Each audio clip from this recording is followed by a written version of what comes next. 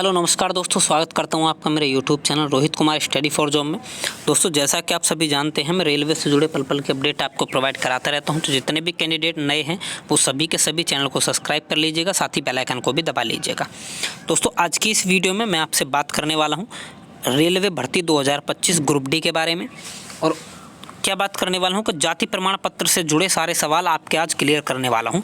जिनको जाति प्रमाण पत्र से रिलेटेड कोई भी दिक्कत है वो सभी दिक्कत मैं आज आपकी ख़त्म करने वाला हूँ।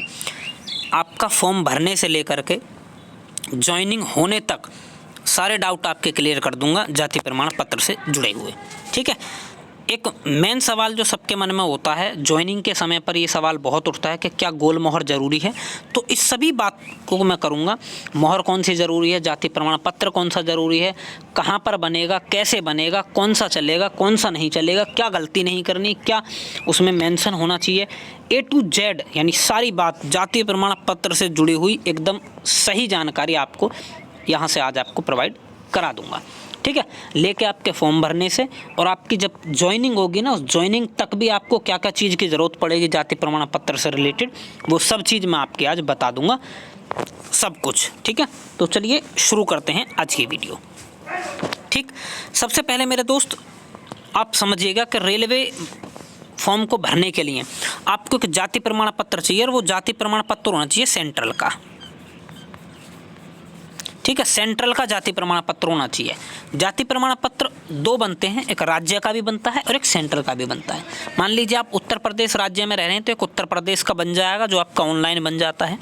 ठीक है, एक आपका सेंट्रल गवर्नमेंट का बनता है जो कि आपका तहसील के थ्रू बनता और ऑनलाइन भी बनता है।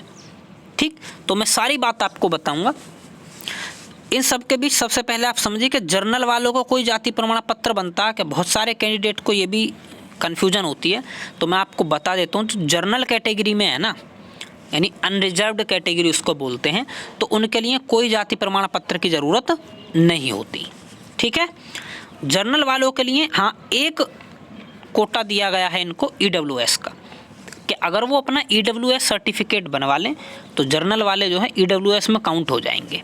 ठीक, तो EWS भी एक तरीके का आरक्षण है जो कि जर्नल कैटेगरी को दिया गया है और ये बहुत अच्छा आरक्षण है भाई। अगर मैं बात करूं जर्नल कैटेगरी के लिए तो बहुत फ़ायदा आपको मिलता है। जहां जर्नल की कट ऑफ 70-75 होती है, वहां EWS की कट ऑफ रेलवे के ही एग्ज़ाम में बता रहा हूं आपको 40 नंबर मैंने देखी है। ठीक है, तो देखिए कितना डाउन आपको कर दे। और 40 नंबर आप समझ लीजिए SC जो होती है ना, ST की भी नहीं थी 40 नंबर कट ऑफ। एक ऐसा भी जोन था कि जर्नल में जो EWS कैटेगरी में आता है उसकी कट ऑफ 40 गई और ST की कैटेगरी लमसम 49 के समथिंग थी, 45 या 49 के समथिंग।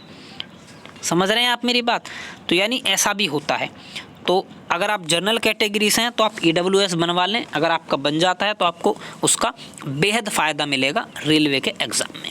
ठीक, अब बात कर लेता हूँ OBC की।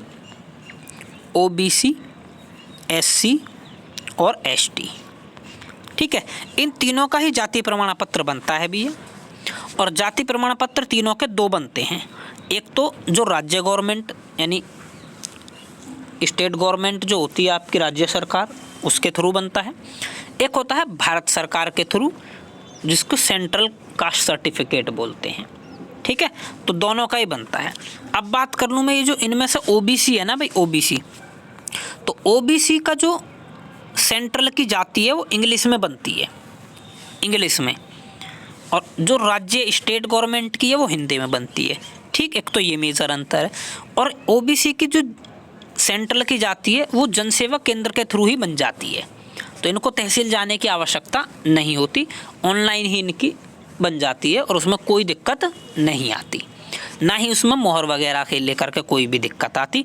यानी जैसी वो ऑनलाइन आई उसी को आप लगा दो, उसमें ना कोई गोल मोहर की दिक्कत ना किसी मोहर की दिक्कत, वो ऑनलाइन ही आपकी सबमिट मानी जाती है, ऑनलाइन ही सही मानी जाती है।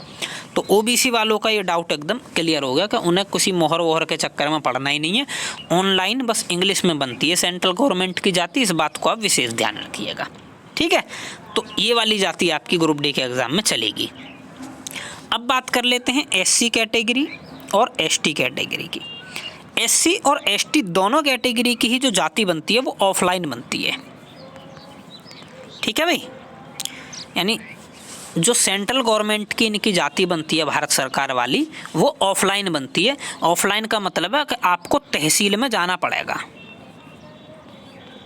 आपको तहसील में क्या करना पड़ेगा, जाना पड़ेगा। ऑनलाइन इनकी नहीं बनती एससी और एसटी वालों की। दूसरी बात, इनकी जाति हिंदी में बनती है इंग्लिश में, तो कहीं कहीं हिंदी में बनती है, कहीं कहीं इंग्लिश में बनती है, और दोनों ही मान्य हैं, दोनों ही वैलिड हैं, कोई दिक्कत नहीं है उसमें। चाहे हिंदी में बनवा लो, चाहे इंग्लिश में नाम एंट्री करवा लो उसमें, तो दोनों ही वैध मानी जाएंगी, कोई दिक्कत नहीं है, दोनों चलती हैं आपकी, लेकिन बनेगी ऑफलाइन तहसील में जा कर के। ठीक है जी। चलिए, तो जाति के बारे में इतनी सी बात आपको क्लियर हुई। अब मैं बात कर लेता हूँ, क्या आपको नई जाति ही चाहिए इस ग्रुप डी के एग्ज़ाम को भरने के लिए? बिल्कुल नहीं भी, आपकी चाहे 10 साल पुरानी जाति हो, चाहे 15 साल पुरानी जाति हो, कोई सी भी हो, सब चलेंगे। इसमें कोई ऐसा सीन नहीं है कि भाई आपकी ये पुरानी क्यों है, बशर्ते वो जो मैंने बताई हैं इन्हीं में से बनी हुई होनी चाहिए, इसी तरह की भारत सरकार के थ्रू ही वो बनी हुई होनी चाहिए। ठीक है, तो पुरानी भी चलती है, कोई दिक्कत उसमें नहीं आती। चलो आगे की बात कर लेता हूँ अब मैं। तो पुरानी जाति भी चलती है, जाति को रिलेटेड कोई दिक्कत नहीं। अब बात कर लेता हूँ कि जाति प्रमाण पत्र पे जो मोहर है, मोहर का क्या पंगा है? तो भाई कोई पंगा नहीं है मोहर का, ऐसा कुछ नहीं है कि गोल मोहर ही ज़रूरी चाहिए। ठीक है, ये पिछली बार बहुत ज़्यादा बात आई थी सामने कि गोल मोहर जिसकी नहीं है उसको रिजेक्ट किया जा रहा, तो बिल्कुल ऐसा नहीं है भाई साहब, गोल मोहर ज़रूरी नहीं है। तहसीलदार की जो मोहर होती है, आपके तहसीलदार इशू करते हैं आपकी जाति प्रमाण पत्र को, तो अगर आपकी जाति पर तहसीलदार की मोहर है तो वो ही काफ़ी है, और किसी मोहर की आपको ज़रूरत नहीं है। मैं आपको दिखाता हूँ एक जाति प्रमाण पत्र का फ़ोटो, ये रहा। देखिए यहाँ पर ये जो नीचे है, नीचे जो मोहर है, ठीक है, एक ये मोहर है, ये एज ए तहसीलदार, ये सब मजिस्ट्रेट की मोहर है, और ये जो गोल मोहर होती है भारत सरकार, इस पर ये लिखा रहता है, तो ये होती है आपकी कैसी, तो ये होती है आपकी मोहर, गोल मोहर, जो कि एसडीएम की होती है। ठीक है जी। तो इस मोहर के लेकर के बहुत सारी बातें थी कि गोल मोहर होनी चाहिए, गोल मोहर नहीं है तो उसको रिजेक्ट किया जा रहा है, ऐसा बिल्कुल भी नहीं है। और हर जगह ये गोल मोहर कोई आपको लगा के भी नहीं देगा, ना बहुत से लगाते हैं इस बात को, तो इसकी कोई ज़रूरत नहीं है। अच्छा, अगर लग जाए तो अच्छी बात है। मान लो आपके यहाँ अगर कोई लगा रहा है, एसडीएम लगाते हैं इस मोहर को, अगर लगा रहे हैं तो बहुत अच्छी बात है भाई। ठीक है, यानी लगवा सकते हैं आप, लग जाए तो। अगर नहीं लगी तो बिल्कुल डरने की ज़रूरत नहीं है, केवल आप तहसीलदार की मोहर आप लगवा लो, और तहसीलदार की मोहर से ही आपको सिलेक्शन में, आपकी ज्वाइनिंग में कोई दिक्कत नहीं आएगी। ठीक है, ये बात भी क्लियर हो गई। इसके बाद इंग्लिश में जो ऑनलाइन बनती है जाति प्रमाण पत्र, वो इस तरीके से बनता है। तो यहाँ पर भी ऑनलाइन वैलिड है, कोई दिक्कत नहीं है उसमें, बशर्ते आप चाहो तो अपनी स्वेच्छा से ये जो गोल मोहर है ये एसडीएम साहब से जा कर के लगवा सकते हैं। अगर वो लगा दें तो, ना भी लगाएं तो भी कोई दिक्कत नहीं है भाई साहब, जाति प्रमाण पत्र में कोई आपको इशू नहीं आएगा। ठीक है, आप चाहें तो अपनी संतुष्टि के लिए तहसील जा सकते हैं, और अगर वो लगा दें तो आप मोहर लगवा सकते हो।